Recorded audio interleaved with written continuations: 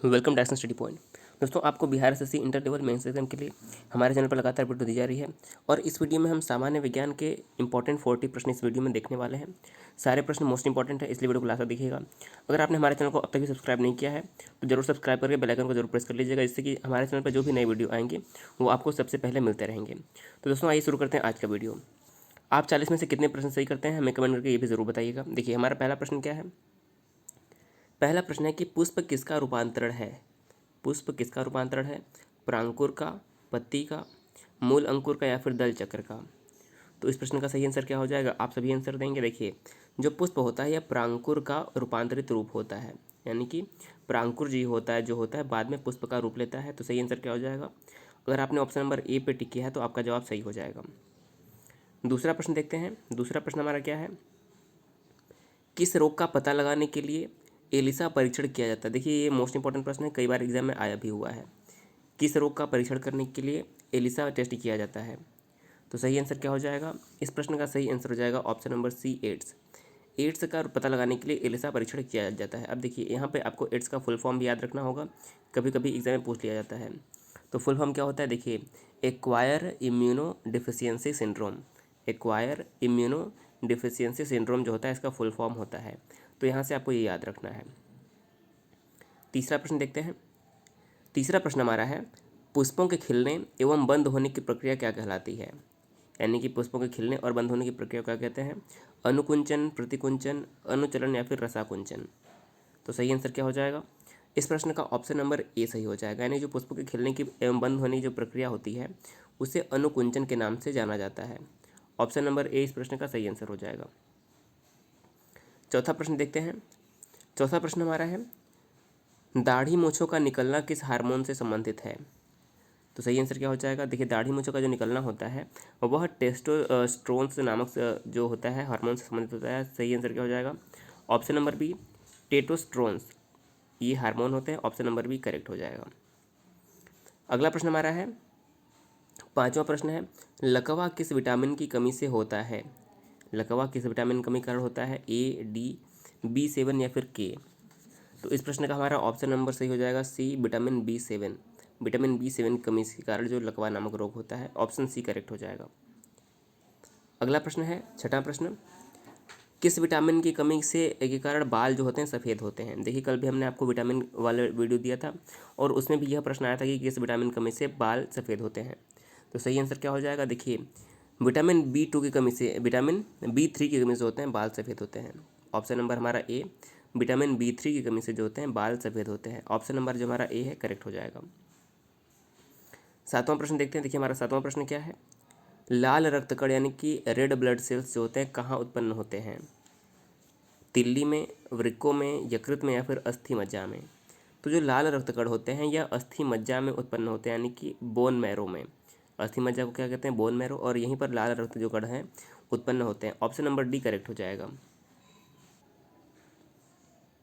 अगला प्रश्न है, लाइसोसोम की खोज किसने की थी? लाइसोसोम की खोज किसने की थी? पैलेड ने, डी डुवे ने, ऑल्टमैन ने या फिर इनमें से कोई नहीं। तो सही आंसर क्या हो जाएगा? देखिए, जो लाइसोसोम है इसकी खोज की थी डी डुवे ने। लाइसोसोम खोज की थी डी डुवे। ऑप्शन नंबर बी बिल्कुल करेक्ट आंसर हो जाएगा। देखिए, सारे क्वेश्चन मोस्ट इंपॉर्टेंट हैं। अगला प्रश्न देखते हैं। नवा प्रश्न हमारा है, मक्का पौधों में परागण कैसे होता है? जो मक्का होते हैं इनमें परागण किस प्रकार से होता है? कीटों द्वारा, जल द्वारा, जंतुओं द्वारा या फिर वायु द्वारा। आप सभी जवाब देंगे इस प्रश्न का भी। तो करेक्ट आंसर हो जाएगा, जो मक्का में पौधों में जो परागण होता है वो वायु के द्वारा होता है। इस प्रश्न का ऑप्शन नंबर डी, वायु द्वारा, करेक्ट आंसर हो जाएगा। 10वां प्रश्न देखते हैं। देखिए, 10वां प्रश्न क्या है, कैरोटीन मुख्य भाग है किस विटामिन का? कैरोटीन किस विटामिन का मुख्य भाग है? विटामिन ए का, विटामिन बी का, विटामिन के का या फिर विटामिन सी का। तो सही आंसर क्या हो जाएगा? जो हमारा कैरोटीन होता है यह विटामिन ए का एक मुख्य भाग होता है। विटामिन ए करेक्ट हो जाएगा। और बात करेंगे विटामिन ए का रासायनिक नाम क्या होता है, तो विटामिन ए का रासायनिक नाम होता है रेटिनॉल। दोस्तों, कल हमने एक विटामिन के सभी रासायनिक नाम से संबंधित एक वीडियो बनाया था। अगर आपने वीडियो नहीं देखा है तो ज़रूर देख लीजिए। उससे जो आपके विटामिन वाले जितने भी प्रश्न बनने वाले होंगे सभी क्लियर हो जाएंगे, तो उसको ज़रूर देख लीजिएगा। 11वां प्रश्न है, कोशिका विभाजन में सहायक होता है क्या? सेंट्रोसोम, क्लोरोप्लास्ट, कोशाभित्ति या फिर माइटोकॉन्ड्रिया। जो कोशिका के विभाजन में कौन सहायक होता है? ऑप्शन नंबर हमारा ए करेक्ट हो जाएगा, सेंट्रोसोम। सेंट्रोसोम कोशिका के विभाजन में सहायक होता है। इसके अलावा अगर हम माइटोकॉन्ड्रिया की बात करें तो यहाँ से भी प्रश्न बनता है। माइटोकॉन्ड्रिया को कोशिका का पावर हाउस कहते हैं, याद रखना है। माइटोकॉन्ड्रिया को कोशिका का पावर हाउस कहते हैं। ये प्रश्न कई बार एग्जाम में पूछा गया है। अगला प्रश्न है, पाचक में सहायक होता है कौन? पित्तरस, जठर रस, आग्नेयाशयिक रस या फिर इनमें से सभी? तो पाचक में कौन सहायक होता है? देखिए, इनमें से सभी, यानी कि जो पित्त रस होता है, जठर रस और आग्नेयाशयिक रस, जो तीनों होते हैं पाचन में सहायक होते हैं। इसलिए हमारा ऑप्शन नंबर डी, इनमें से सभी, करेक्ट आंसर हो जाएगा। अगला प्रश्न है 13वां प्रश्न, शरीर के किस भाग में पित्त का निर्माण होता है? शरीर के किस भाग में पित्त का निर्माण होता है? यकृत में, तिल्ली में, पैनक्रियाज में या फिर पित्ताशय की थैली में? इस प्रश्न का सही आंसर क्या हो जाएगा? देखिए, जो शरीर में जो पित्त का निर्माण होता है वो यकृत में होता है। ऑप्शन नंबर ए करेक्ट हो जाएगा। बात करें यकृत की, तो यकृत शरीर की सबसे बड़ी ग्रंथि होती है। यदि पूछा जाए कि शरीर की सबसे बड़ी ग्रंथि कौन सी होती है, तो वो यकृत ही होती है। अगला प्रश्न है, लिपिड क्या है? लिपिड क्या है? एक अम्ल है, एल्कोहल है या फिर एस्टर है? तो लिपिड जो होता है वो एस्टर होता है। ऑप्शन नंबर सी इस प्रश्न का करेक्ट हो जाएगा। लिपिड एक प्रकार का एस्टर होता है। अगला प्रश्न है 15वां प्रश्न हमारा है, कैंसर के इलाज में किस ड्रग का प्रयोग किया जाता है? कैंसर के इलाज में किस ड्रग का प्रयोग किया जाता है? TSH, HGH या फिर इंसुलिन या फिर इंटरफेरॉन? तो करेक्ट आंसर क्या हो जाएगा? देखिए, कैंसर के इलाज में इंटरफेरॉन नामक ड्रग का प्रयोग किया जाता है। Interferon, option number D correct हो जाएगा। अगर हम बात करें कैंसर के अध्ययन को क्या कहते हैं, देखिए प्रश्न ये भी पूछा जाता है कि कैंसर के अध्ययन को क्या कहा जाता है? तो कैंसर के अध्ययन को ऑन्कोलॉजी कहा जाता है। क्या कहा जाता है? ऑन्कोलॉजी कैंसर के अध्ययन को कहा जाता है। तो ये आपको याद रखना है। ऑप्शन नंबर हमारा इस प्रश्न का डी करेक्ट हो जाएगा। अगला प्रश्न है, लेज़र की खोज किसने की थी? लेज़र की खोज किसने की थी? बर्गर ने, कॉफ ने, मेमेह ने या फिर मुरे ने? तो सही आंसर क्या हो जाएगा? देखिए, करेक्ट आंसर हो जाएगा ऑप्शन नंबर सी, मेमेह। जो लेज़र है इसकी खोज की थी मेमेह ने। अगला प्रश्न देखते हैं, किडनी का प्रत्यारोपण सर्वप्रथम किसने किया था? किडनी का प्रत्यारोपण सर्वप्रथम किसने किया था? तो सही आंसर क्या हो जाएगा? देखिए, मोस्ट इंपॉर्टेंट प्रश्न है। जोसेफ मोरे ने सर्वप्रथम जो है किडनी का प्रत्यारोपण किया था। किसने? जोसेफ मोरे ने। ऑप्शन नंबर सी इस प्रश्न का बिल्कुल सही आंसर हो जाएगा। अगला प्रश्न देखते हैं। अगला प्रश्न है, EEG का आविष्कार किसने किया था? EEG का आविष्कार किसने किया था? हॉसबर्गर, मोरे, कॉफ या फिर लिलीहल ने किया था? किसने किया था? सही आंसर हो जाएगा ऑप्शन नंबर ए, EEG का आविष्कार हॉसबर्गर ने किया था। ऑप्शन नंबर ए 18वें प्रश्न का बिल्कुल सही आंसर हो जाएगा। अगला प्रश्न देखते हैं, भारत में सर्वप्रथम किस वर्ष एड्स की पहचान की गई थी? तो सही आंसर क्या हो जाएगा? भारत में किस वर्ष एड्स की पहचान की गई थी? तो सही आंसर हो जाएगा ऑप्शन नंबर डी, 1986 करेक्ट हो जाएगा इस प्रश्न का आंसर। अगला प्रश्न, भारत में चेचक का उन्मूलन कब हुआ था? भारत में चेचक का उन्मूलन कब हुआ था? 1773, 74, 75 या फिर 77 में? तो भारत में जो चेचक का उन्मूलन हुआ था वो 1775 में हुआ था। ऑप्शन नंबर सी करेक्ट हो जाएगा, जिसे स्मॉल पॉक्स के नाम से भी जाना जाता है भारत में। अगला प्रश्न देखते हैं, 21वां प्रश्न है, फ्लू किसके कारण होता है? कोई भी जो फ्लू होता है वो किसके कारण होता है? विषाणुओं के द्वारा, प्रोटोजोआ के द्वारा, बैक्टीरिया के द्वारा या फिर इनमें से सभी? तो जो कोई भी फ्लू होता है वह विषाणुओं के द्वारा होता है, यानी कि वायरस के द्वारा होता है। ऑप्शन नंबर ए करेक्ट हो जाएगा। जैसे कि स्वाइन फ्लू, ये सभी फ्लू में आते हैं और यह विषाणुओं द्वारा होता है।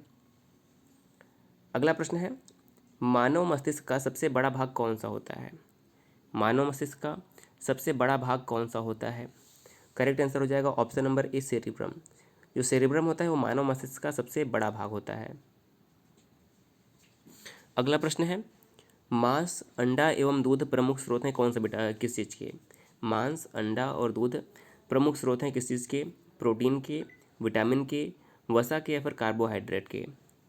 तो सही आंसर क्या हो जाएगा? देखिए, मांस, अंडा और जो दूध हैं ये तीनों प्रोटीन के प्रमुख स्रोत हैं। ऑप्शन नंबर ए करेक्ट हो जाएगा।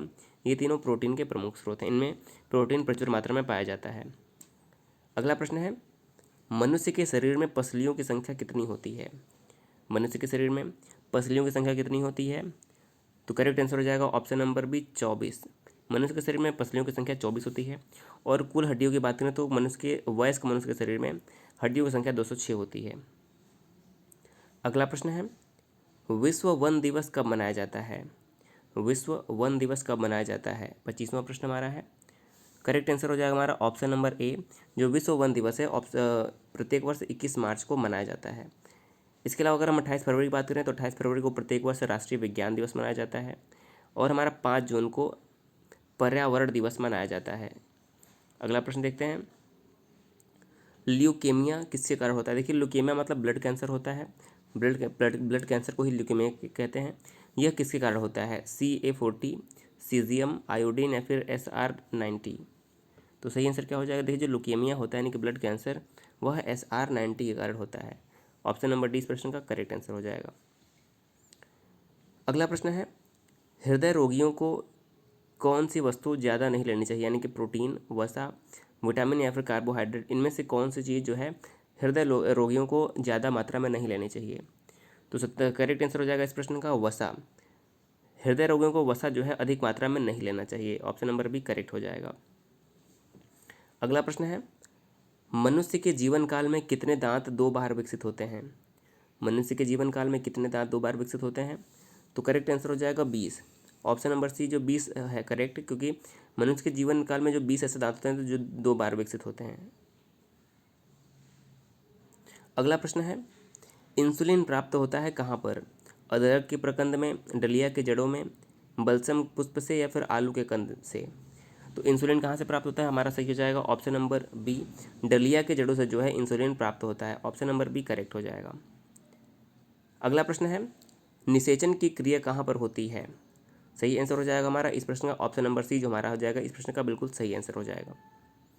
अगला प्रश्न देखते हैं, मानव के शरीर में सबसे प्रचुर मात्रा में तत्व कौन सा पाया जाता है? मानव शरीर में सबसे प्रचुर मात्रा में कौन सा तत्व पाया जाता है? कार्बन, कैल्शियम, नाइट्रोजन या फिर ऑक्सीजन?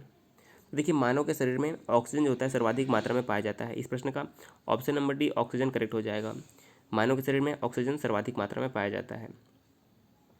अगला प्रश्न है, जब कोई व्यक्ति सोता है तो उसका रक्तचाप बढ़ता है, घटता है, स्थिर रहता है या फिर घटता बढ़ता रहता है? तो आपको बताना है कि जब कोई भी व्यक्ति सोता है तो उसके रक्तचाप पर क्या प्रभाव पड़ता है? सही आंसर हो जाएगा, जब व्यक्ति सोता है तो उसका रक्तचाप घटता है। ऑप्शन नंबर जो हमारा बी है करेक्ट हो जाएगा। और बात करें रक्तचाप, तो रक्तचाप को मापने का यंत्र क्या कहते हैं? यानी कि ब्लड प्रेशर का मापने का यंत्र क्या होता है? तो ब्लड प्रेशर की जो मापने का यंत्र होता है उसे स्फिग्नोमैनोमीटर के नाम से जाना जाता है। स्फिग्नोमैनोमीटर, आपको नाम याद रखना है, एग्जाम में कई बार पूछा गया है। अगला प्रश्न है, मानव शरीर में यूरिया की अधिकतम मात्रा कहाँ पाई जाती है? रक्त में, हृदय में, मूत्र में या फिर पसीने में? तो यूरिया की मात्रा सर्वाधिक कहाँ पर पाई जाती है? ऑप्शन नंबर हमारा सी करेक्ट हो जाएगा। मानव के शरीर में जो यूरिया की अधिकतम मात्रा है वह मूत्र में पाई जाती है। ऑप्शन नंबर सी सही हो जाएगा। अगला प्रश्न है, कपास के रेशे मिलते हैं किस चीज़ से? बीज से, छाल से, पत्तियों से या फिर जड़ से? तो कपास के रेशे कैसे कहाँ पर प्राप्त होते हैं? देखिए, करेक्ट आंसर हो जाएगा ऑप्शन नंबर ए बीज से। जो कपास के रेशे हैं वो बीज से प्राप्त होते हैं। ऑप्शन नंबर ए करेक्ट हो जाएगा। अगला प्रश्न है, कौन सा विटामिन अंडे में बिल्कुल नहीं पाया जाता है? यानी कौन सा ऐसा विटामिन है जो अंडे में बिल्कुल भी नहीं पाया जाता है? Vitamin A, vitamin B, vitamin C या फिर विटामिन डी? तो सही आंसर क्या हो जाएगा? देखिए, जो विटामिन सी है वह अंडे में बिल्कुल भी नहीं पाया जाता है। विटामिन सी अंडे में नहीं पाया जाता है। बात करें विटामिन सी की, तो विटामिन सी का रासायनिक नाम क्या होता है? विटामिन सी का रासायनिक नाम होता है एस्कॉर्बिक एसिड। विटामिन सी का रासायनिक नाम होता है एस्कॉर्बिक एसिड। और विटामिन सी कमी से कौन सा रोग होता है? विटामिन सी कमी से स्कर्वी नामक रोग होता है। और इसके प्रमुख स्रोत क्या होते हैं? खट्टे पदार्थ जैसे कि आंवला, नींबू आदि में यह प्रचुर मात्रा में पाया जाता है।